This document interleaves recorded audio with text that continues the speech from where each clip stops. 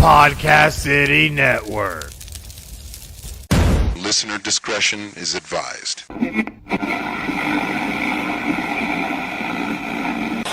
It is time to play. You're listening to The Everett Lee Show. Let's go! A shot of entertainment to the head. No doubt. Sit back, relax, Put your drinks up! and enjoy the entertainment. Okay. Now we come to the payoff. Let's rock.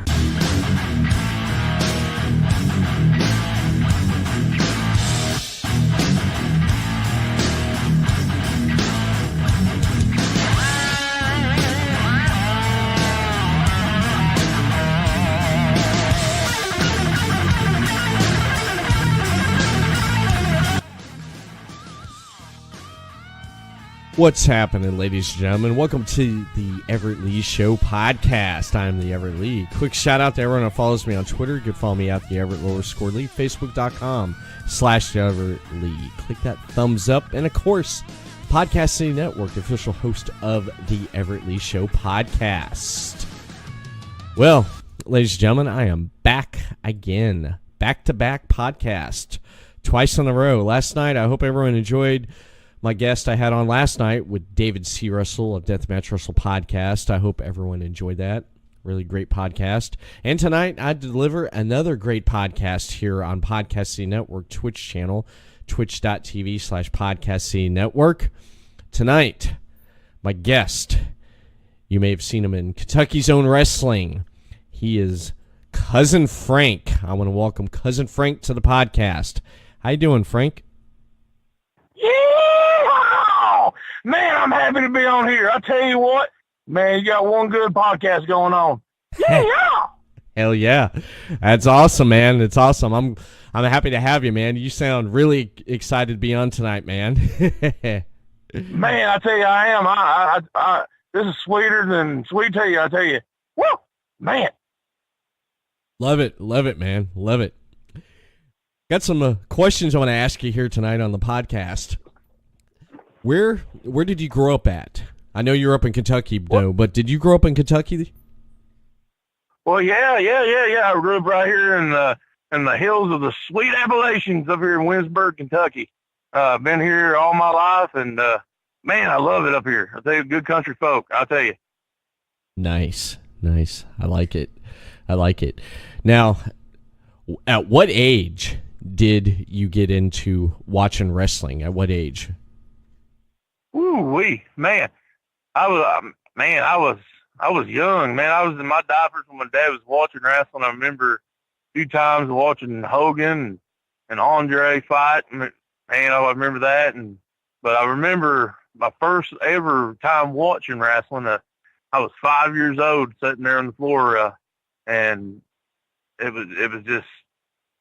was like two gladiators fighting it out. And man, it was Shawn Michaels and Razor Ramon, of what I remember. It was them two was fighting, and it was just phenomenal. Nice. Shawn Michaels, Razor Ramon. That feud right there, man. That was such a great feud with those two, especially with the ladder match they had at I forget which WrestleMania it was, though, but that was a fantastic feud right there. Razor Ramon and Shawn Michaels. You mentioned Hulk Hogan, your little Hulkamaniac growing up there, brother.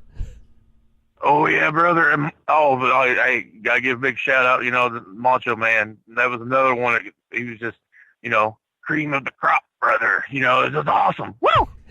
Ooh, yeah, brother. Oh, yeah.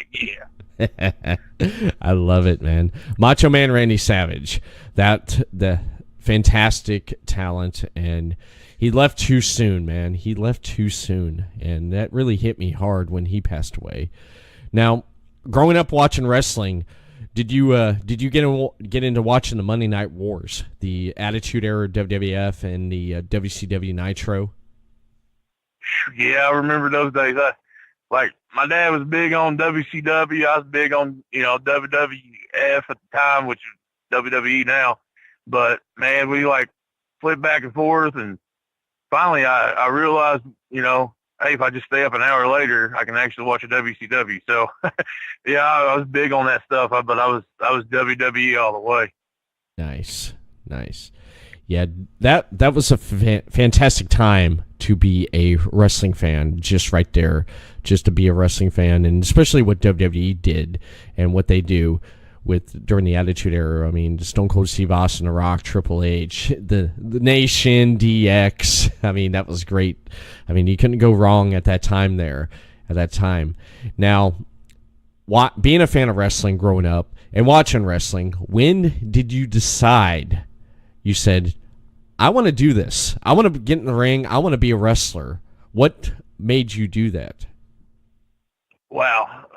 Well, to be honest with you, that day when I was watching wrestling, I turned around and looked at my dad, and I was 5 years old, and I told him, I said, hey, I'm going to be heavyweight champion one day.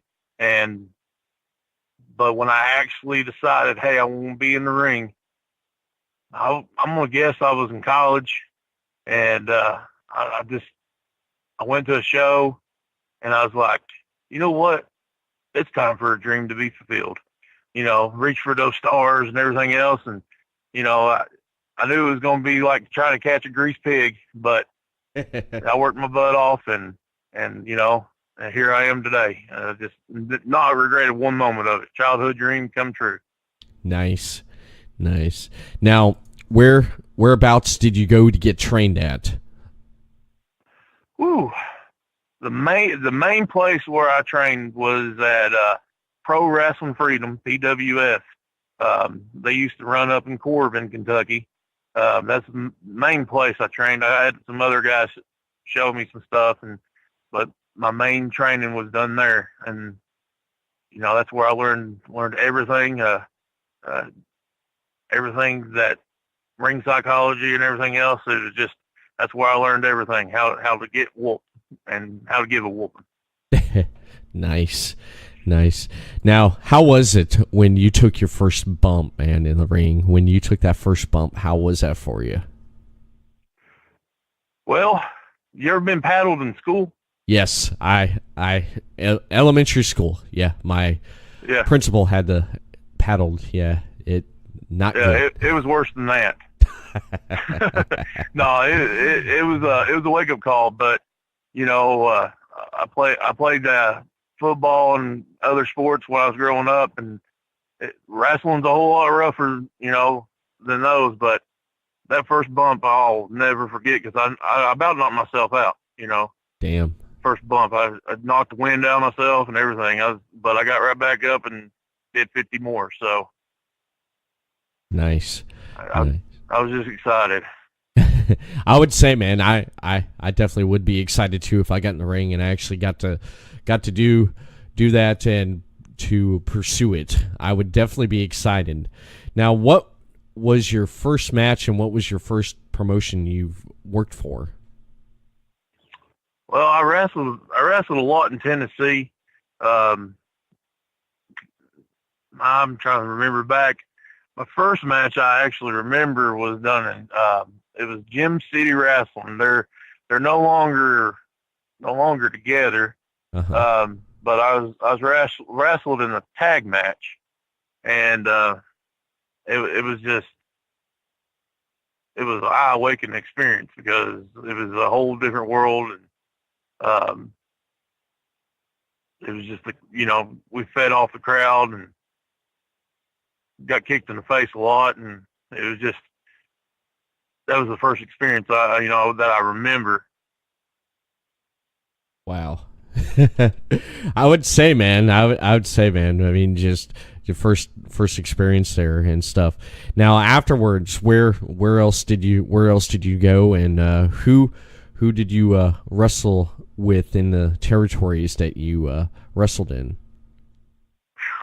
Man, I've been to so many different ones. I did independent pro wrestling over there in Arlington, Kentucky. I went back to PWF one time, did a show for them, and I went to Gym City Wrestling. I've been around quite a few.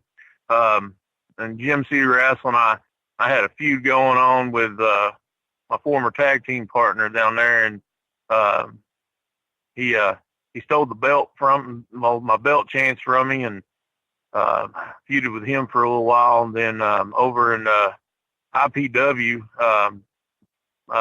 did a feud with Walbride over there, and it was like fighting a big grizzly bear, fighting with him. He took every hit I gave him, and I took every hit he gave me. But that feud ended with me being put in the casket, and it was interesting. But KZW, I've been there for over 5 years now. That's my home. Right. And I love it over there. I've been in so many feuds over there. I've been in there with Super Assassin, did a feud with him. That feud never seemed like it was ever going to end. He just liked giving me heart punches, and he liked chopping, and I like chopping. But did that. Did a feud with Big Daddy Dalton. Ended in not a casket, but a stretcher match. Right. That was one of the hardest hitting matches I was in, because it was, stretcher matches are hardcore. Yeah. But my most memorable feud would probably be Sully Larkin. I came out, it was last year, I came out, and he was just on my hit list, and I had a dog chain, and I wrapped around him, choked him out. It seemed like every show. And we did street fights, and it seemed like almost every night we was doing a street fight, but or it turned into one. Right. But it ended in a dog collar match. Oh, nice. And, nice. Oh yeah, top dog of the yard, Arr, arr, arr, arr. But yeah, we fought each other. Now we're pretty good buddies, and that was a feud. And right now I got a grease pig keeps running from me. He won't give me my title shot. When I do get a title shot, he likes to escape and get counted out. But that's Matty B. Yeah. I was gonna ask about Matty B. Right now, you've been going back and forth with Matty B right now for the Kentucky Zone Wrestling Heavyweight Championship. Now, you won the big battle over the top battle royal, which was fantastic right there. It was a couple months ago you won that, and that gave you a shot at the title there. But you guys, man, you've been going back and forth there. Tell me about that. Well, yeah, let me touch on that battle rule real quick. I just got back. My tag team partner broke my ankle, and I was out for a few months. And that day I went to the doctor, and he's like, well, you're clear to go. So I called up, JJ. I said, hey, JJ, I'm ready to come back. And he says, all right, brother, we'll put you in the battle rule. And our battle rule that we have is 2 rings. It's almost like a war game without the cage. Yes. And, man, I'll tell you what, I gave out 9 different choke slams that night, and just to win, it was priceless. But that was the first time that Matty B came out and got in my face. Right. And I knew right then and there that, hey, that 5-year-old's dream is going to come true soon. And we our first match against each other turned into a tag match because, Mr. Wrestling himself, Jeremy Rage and B.W. Anderson decided they was going to get their nose involved. Right. And, Tomahawk came out and saved me, and we battled that night, and I picked him up. I picked Matty B up, choke slammed him. That was my first win on him. Nice. Then we fought again, and he ran like a grease pig, and got counted out. So that was win number 2. But altogether, I got 4 wins on that little sucker. Yeah. And he ain't beat me once. So it's all going to come to head in June the 8th. Ring's going to be surrounded by lumberjacks, and I'll tell you what, man, I got my anti-grease gloves on, and that little piggy's not going to run from it that night. I'll tell you that. He's not going to run. You're going after that title, man. You're definitely going after that title. That's what you want. You want the title. Matty has the title. He has a bullseye on his back, man. When you're the heavyweight champion, you got a bullseye on your back, and you're definitely going to go after him. You're going to get that title. Woo, yeah, I'm going to get that title. I mean, that's the only title I've not won. In any company I've been in, I've never won a heavyweight title. Right. I mean, like I said, I was a 5-year-old little boy, and I said, hey, I'm going to win the heavyweight title one day, Daddy. And this is my chance right here. Nice. He does have a bullseye on his back, and guess what? I'm a pretty good shoot.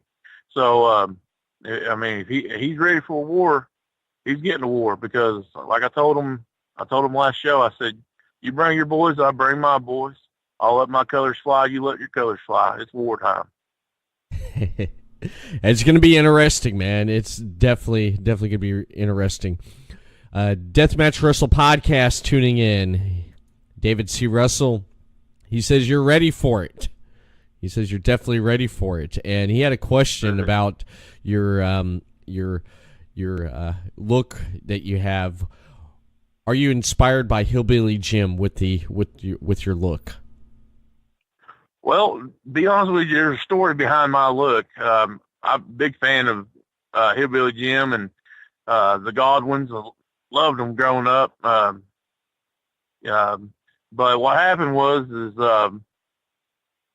my partner, I like to call him trash bags, but his name is Johnny Slade. Uh-huh.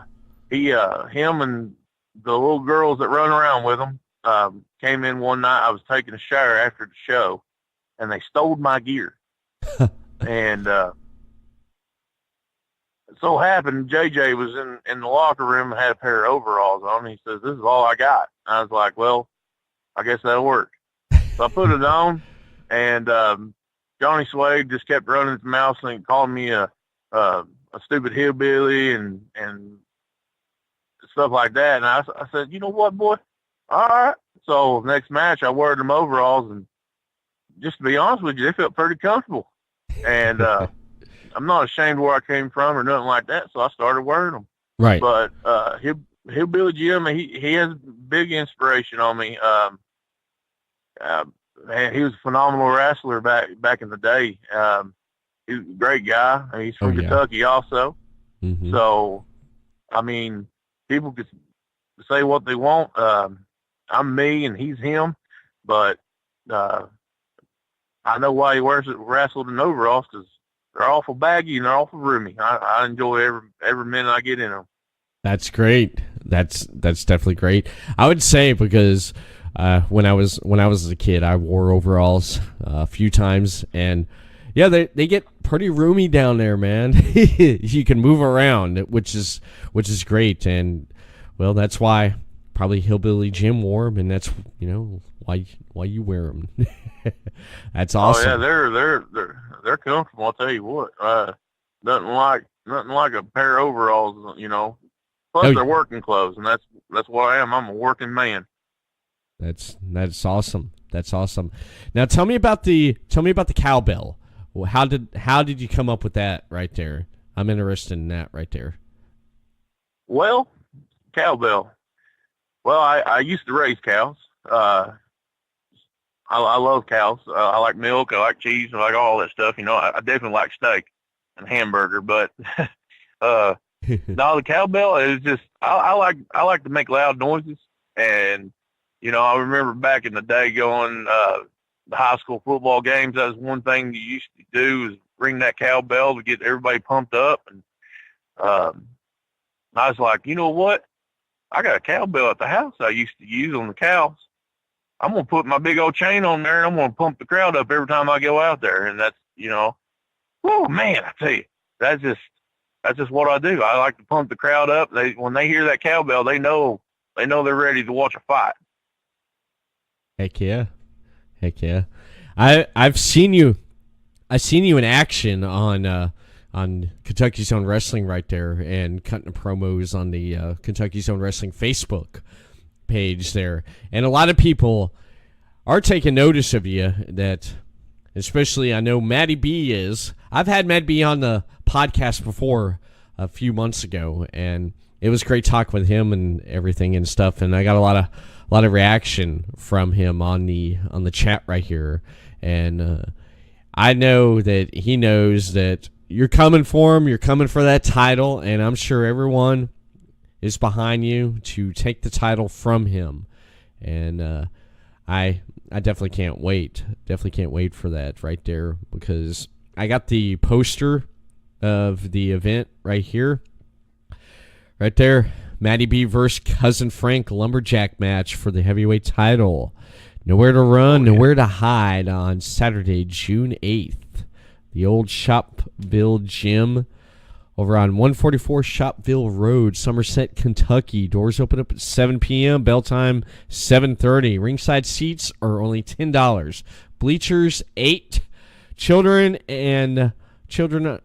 5 and under, free admission, and now accepting all major credit cards.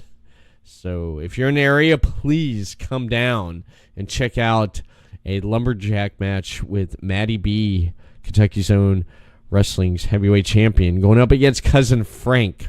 It's going to be great, man. I can't wait to see the stuff on Facebook there on Kentucky's own wrestling when the matches come up, man. I love that. Oh yeah, I love the talent. Yeah, hey, I tell you what, that poster you're looking at, I tell you what, that makes me feel like there's going to be a big fight that night, which I know there's going to be, because I don't care what he's going to have to hit me with a dump truck to keep me down. But yeah, I'm ready for a fight. I've been training. I've been up chopping wood and hauling hay and everything else, and eating my biscuit and gravy, because I'm powered by biscuit and gravy.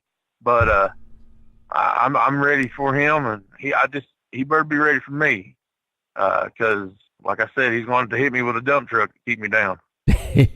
I'm sure he's ready for you. I mean, he's champ. He needs to be ready for any opponents that anyone in general that comes after him and wants to take that championship. And I'm sure he's ready. If not, he's going to let that title slip out of his fingers. And I know a lot of people there in KZW are looking forward to seeing Matty B lose that title. They definitely are. But with you, I think he has a challenge right in front of him, and he's never faced anyone like you before. Oh no, he's not. No, he's never. I don't think he's ever fought anybody my size, my strength, or my countryness. Right. Because I'm like I said, I'm a 100% hillbilly. Love to have fun, love to dance, love just going out there having just one yeehaw. You know what I'm saying?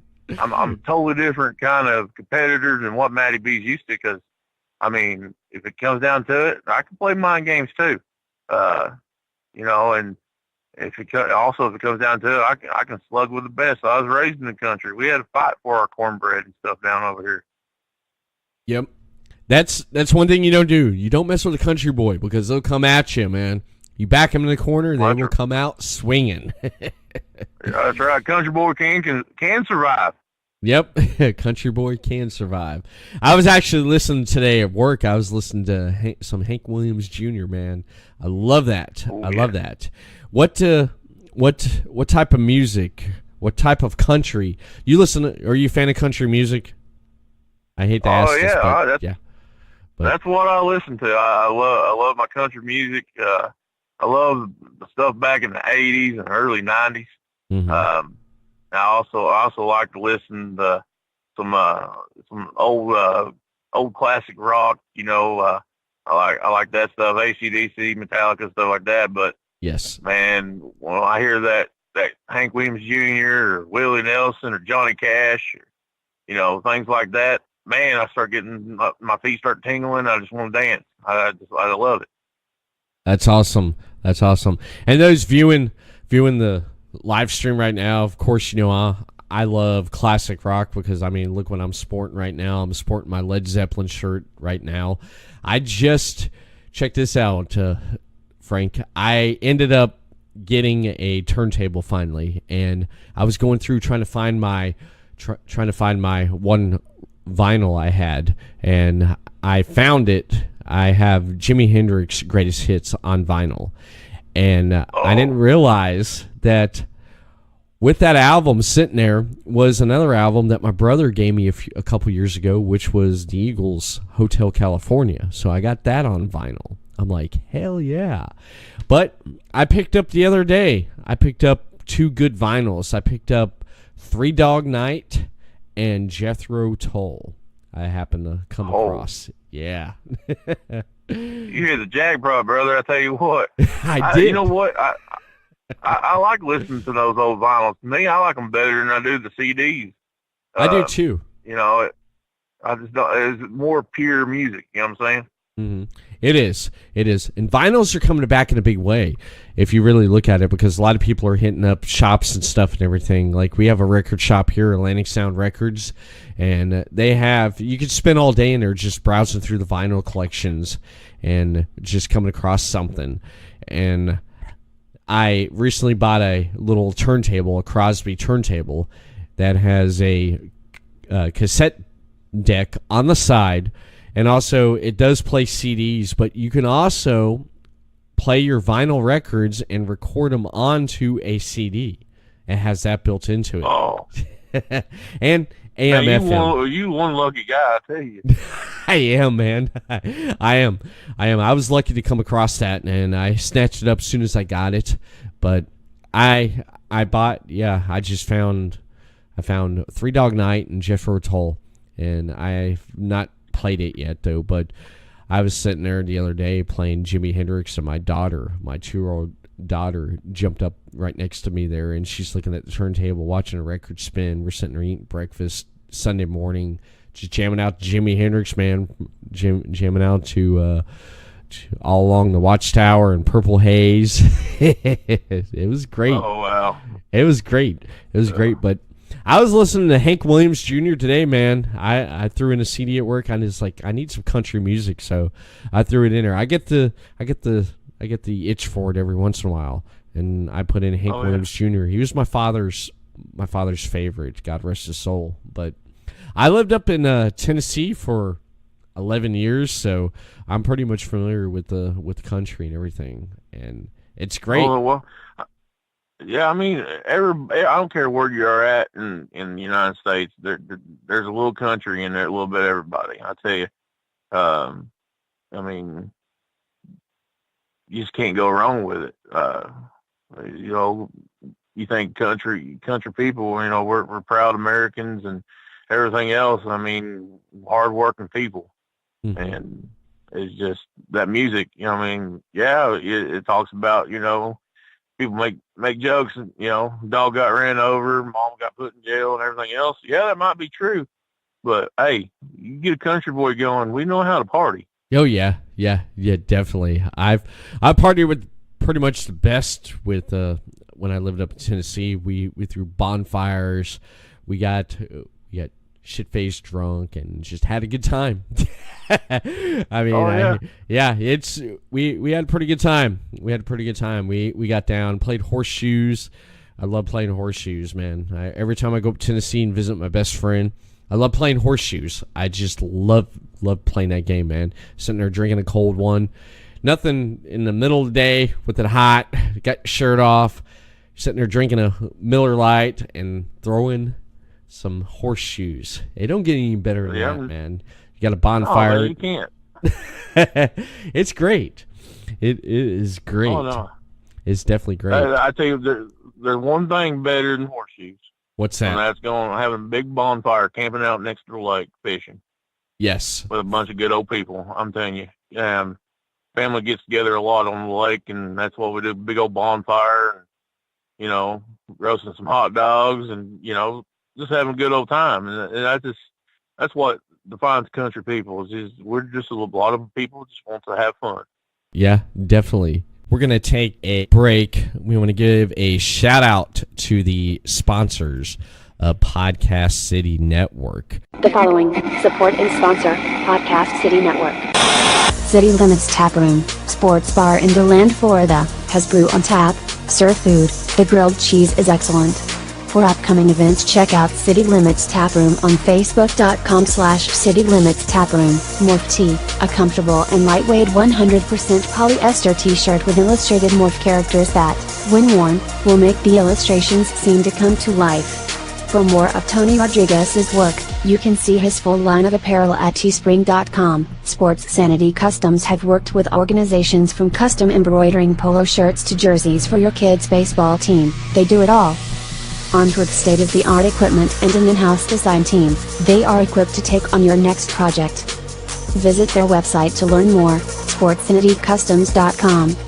Visit Sports Sanity Customs on Facebook.com/SportsSanityCustoms. 3Count Design offers a wide range of graphic design products, video, photography and other forms of media. Everything from t-shirt designs to websites. Visit Facebook.com/3CountDesign for more. Demo Blast Studios, an explosion of imagination. Original artwork, podcasts, video, apparel and more. Visit DemoBlastStudios.com.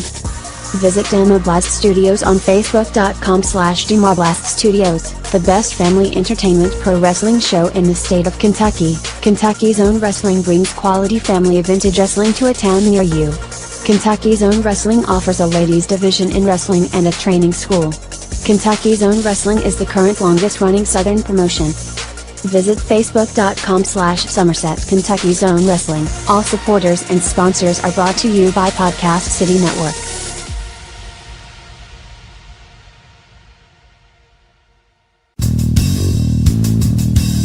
You're listening to The Everett Lee Show.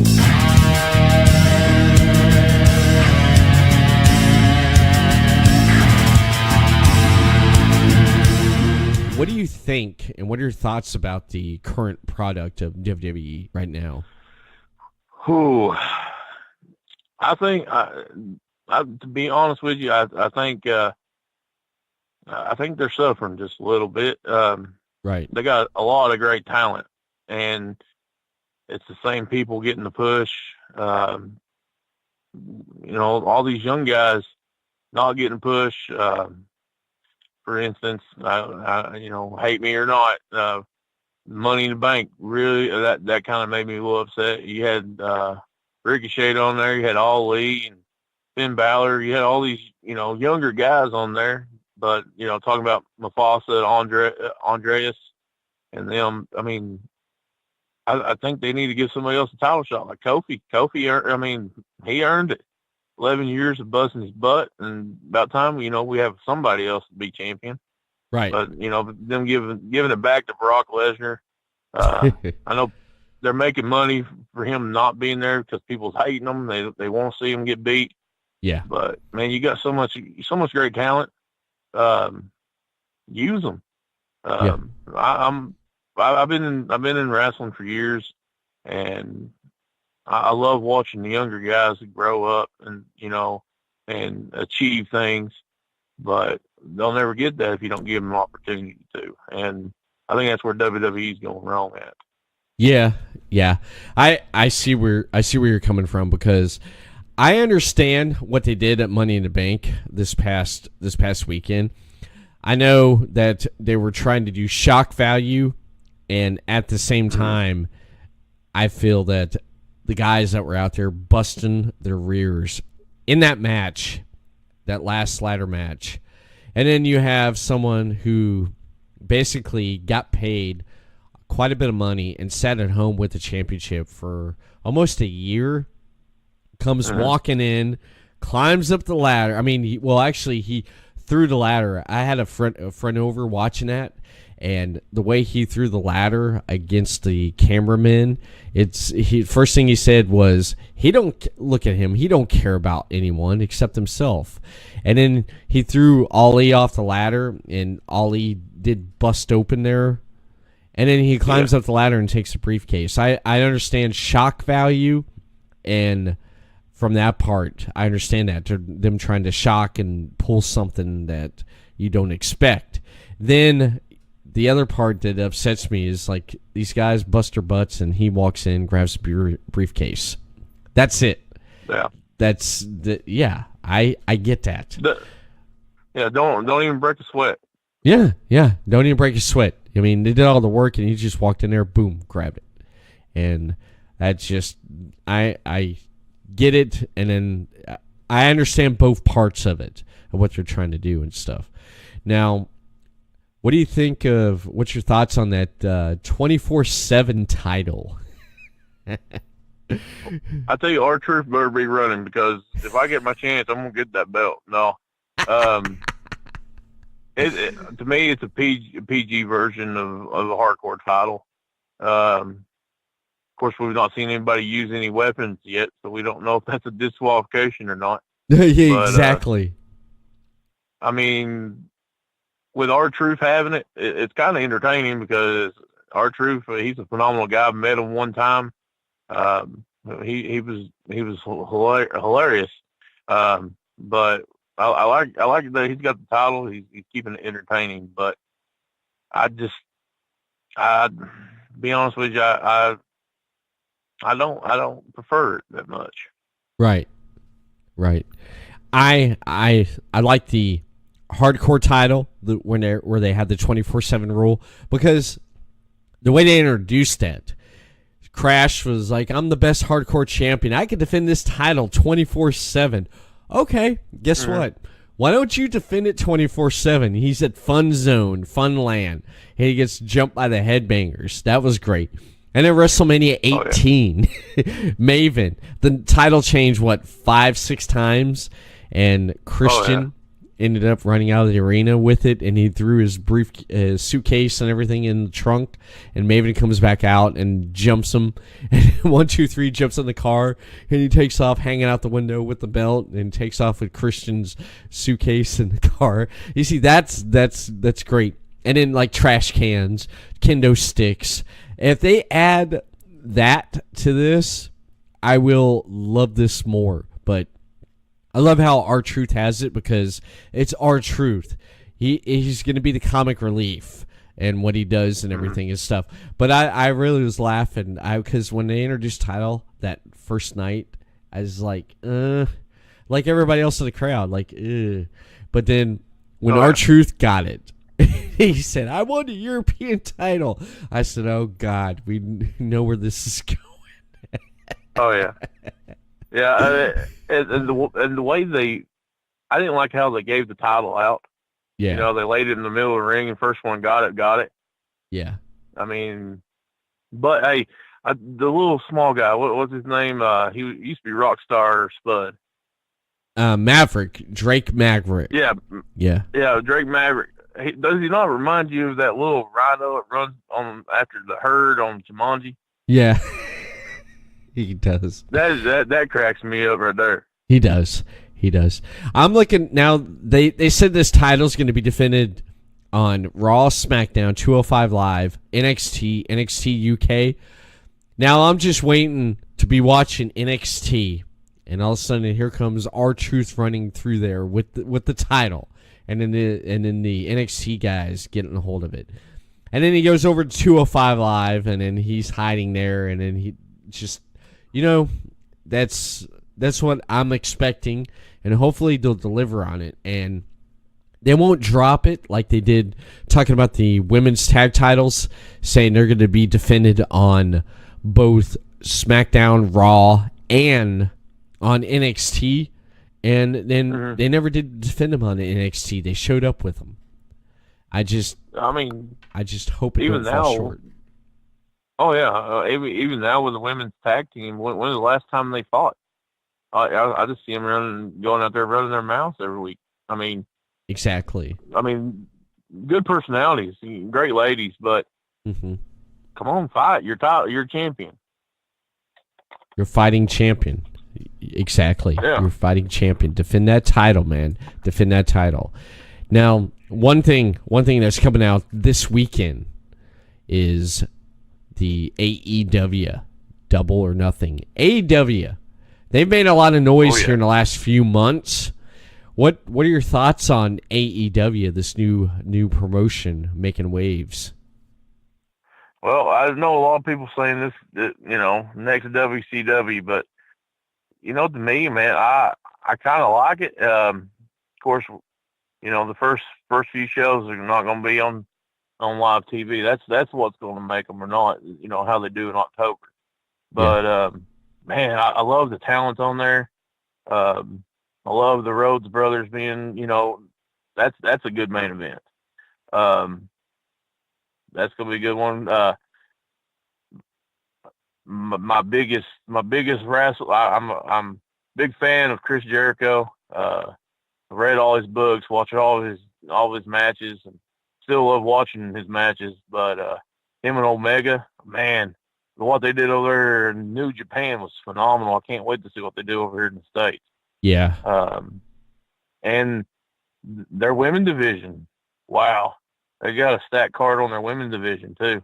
A lot of young ladies, a lot of young talent. But I'm give them a few years. You know, if the TV thing works out and you know they can keep the TV on and don't get too big headed and start bringing in Hall of Famers and legends and stuff, I can see them making some noise. Yeah.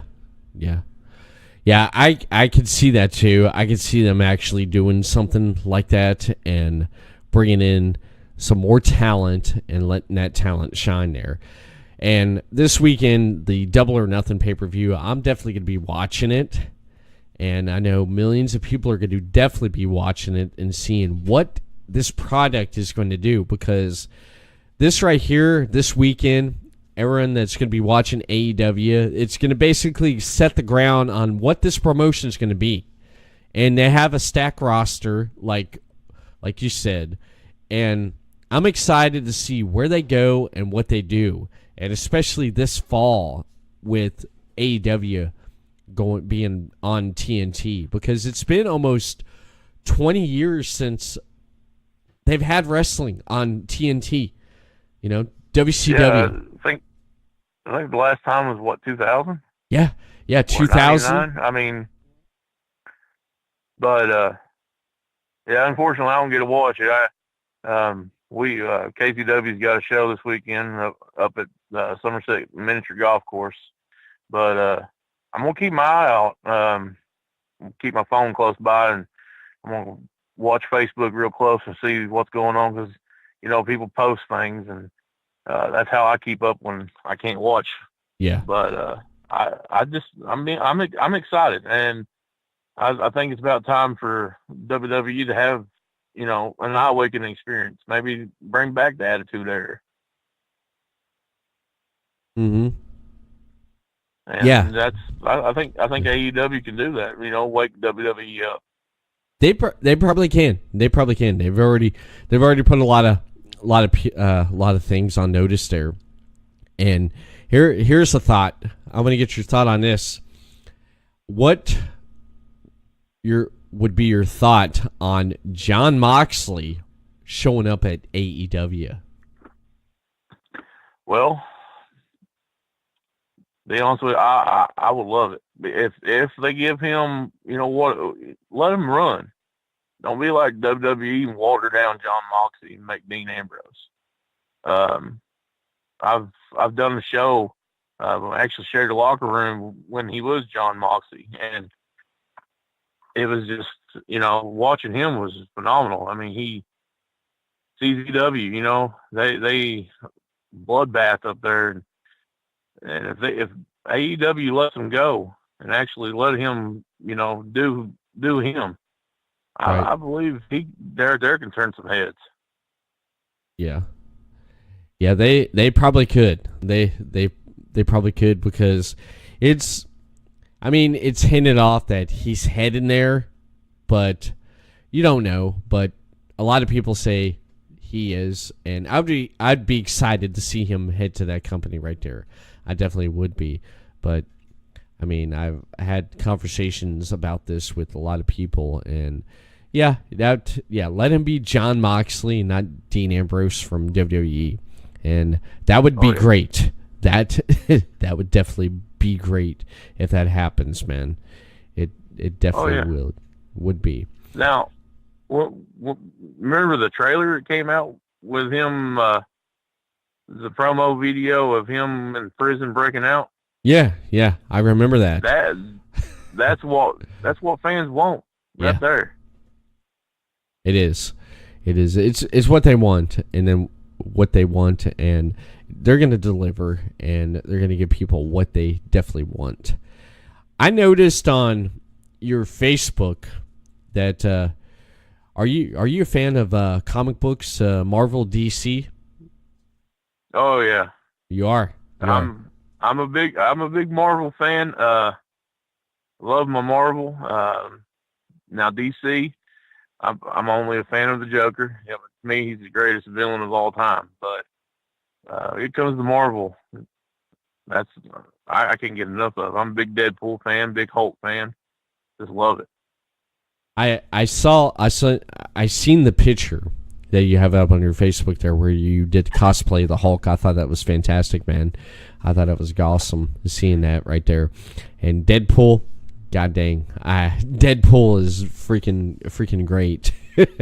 I love Deadpool. And what do you think about this coming out here in the next week, Dark Phoenix? That looks like it's going to be good. It does.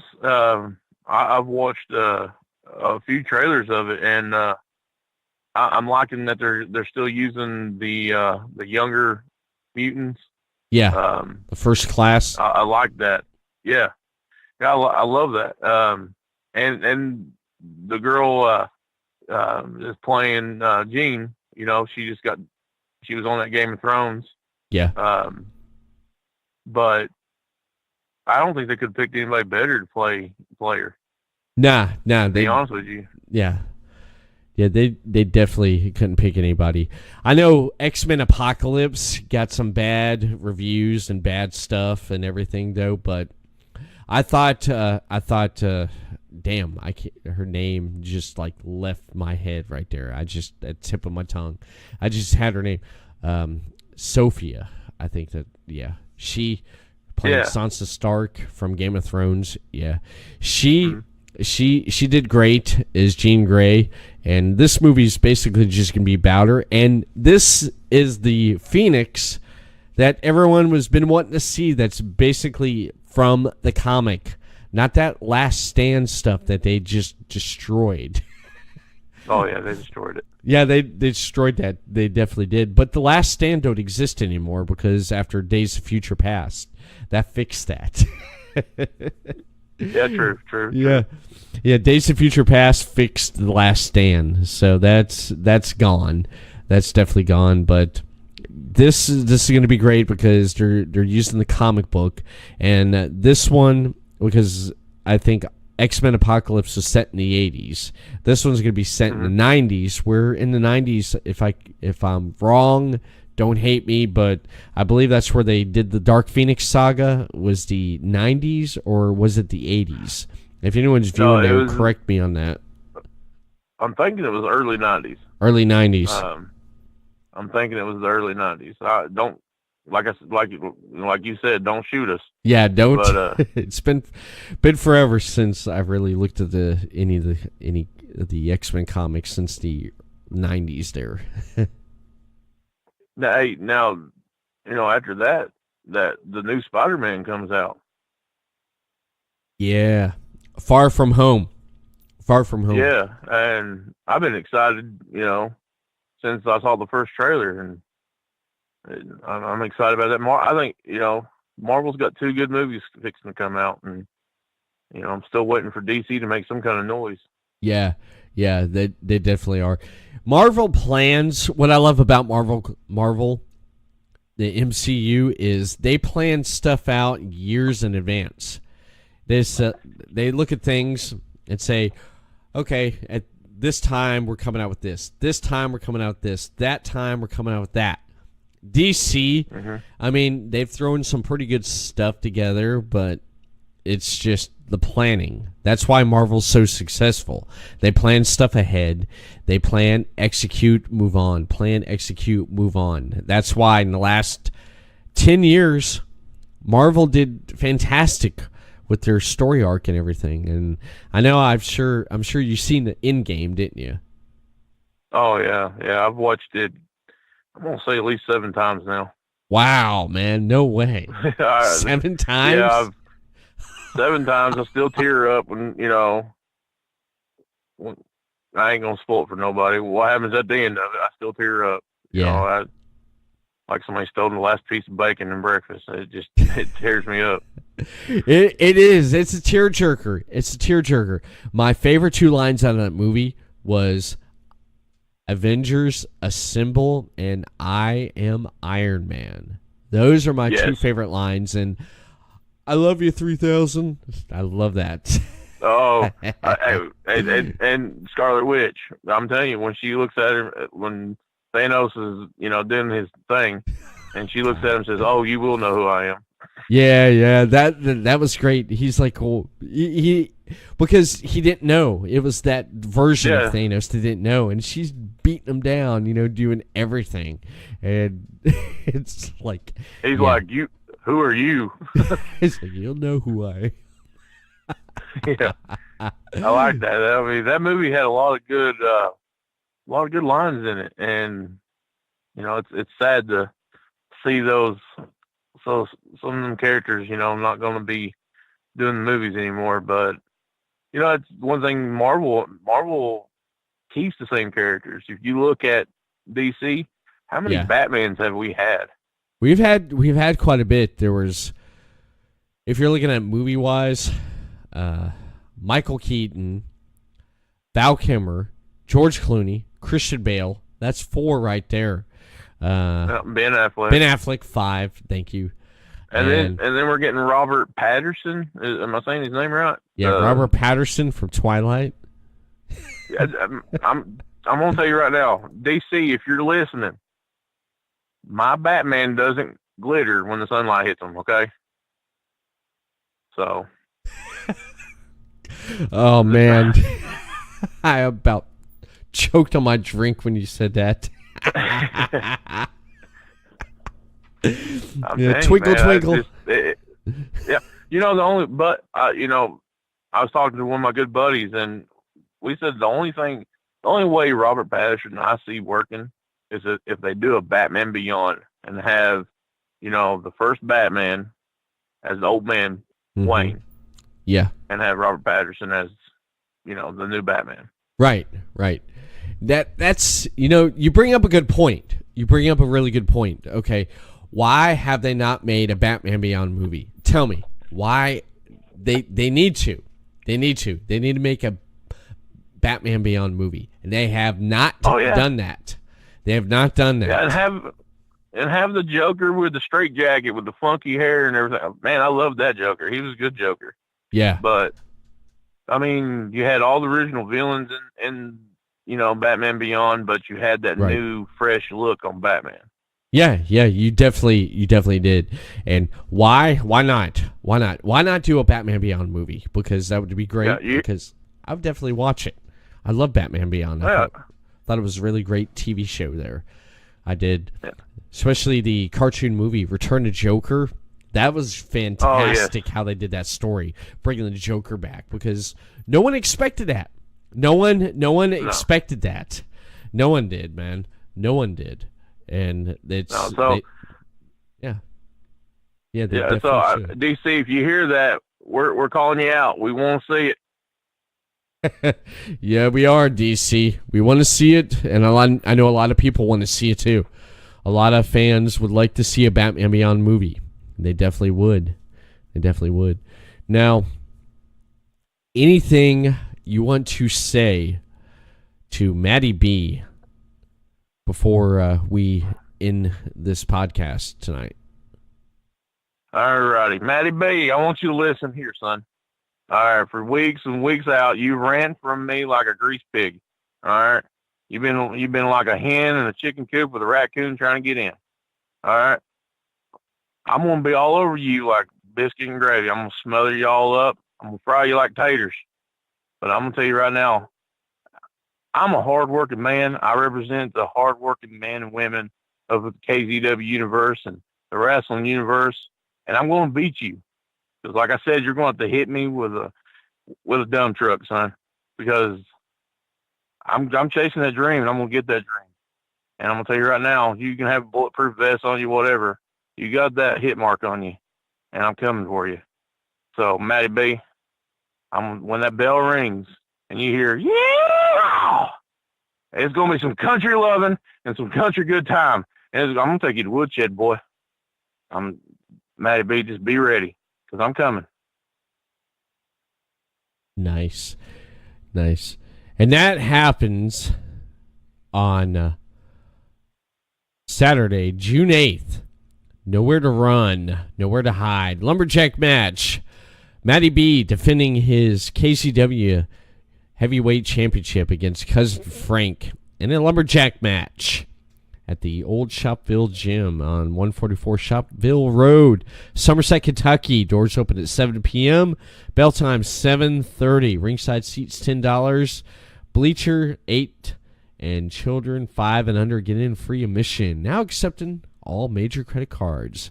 So fans, you're in the area, tune in for that right there. And I want to thank you for taking time out tonight, Cousin Frank, and coming on and discussing wrestling, KZW, and comic books, and everything in between. Where can people keep up with Cousin Frank at on social media?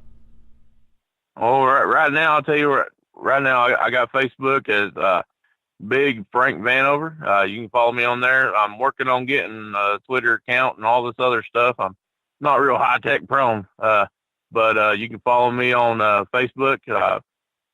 I'm always accepting friend requests and, having people follow me on there, and more than welcome. I tell you what, I got a large family that keeps growing day by day. Where's all my cousins at? So you'll come on down. Nice. Thank you so much. Thank you. And before we close, I'm going to let people know that you could check out more content of the Everett Lee Show right here on Podcast City Network. If you head over to podcastcity.net, you can check out the Everett Lee Show and many, many more podcasted shows on the network. Follow Podcast City Network on Facebook, Podcast City Network. Give a like and a follow, and send us a tweet on Twitter at Podcast City Net. Subscribe to Podcast City Network on YouTube for the video portions and audio portions of shows brought to you by Podcast City Network. And right here, be sure to sub and follow Podcast City Network right here on twitch.tv/Podcast City Network. Podcast City Network is your top source for independent podcast. And you can follow more of the Everett Lee Show. Gentlemen, let's broaden our minds. For more of the Everett Lee Show on social media, follow and like The Everett Lee Show on Facebook, The Everett Lee Show, Twitter, at The Everett_Lee, Instagram, Everett Lee Show. Audio versions of this podcast and previously released podcast can be found on everettleeshow.podbean.com. Stitcher Radio, The Everett Lee Show, give a rating and comment. Apple Podcast, The Everett Lee Show, give a rating and comment. YouTube, The Everett Lee Show, subscribe to the channel. The Everett Lee Show, your shot of entertainment to the head. I want to thank everyone for tuning in tonight and listening for the Everett Lee Show. We'll see you again next week for another exciting episode of the Everett Lee Show right here. Peace.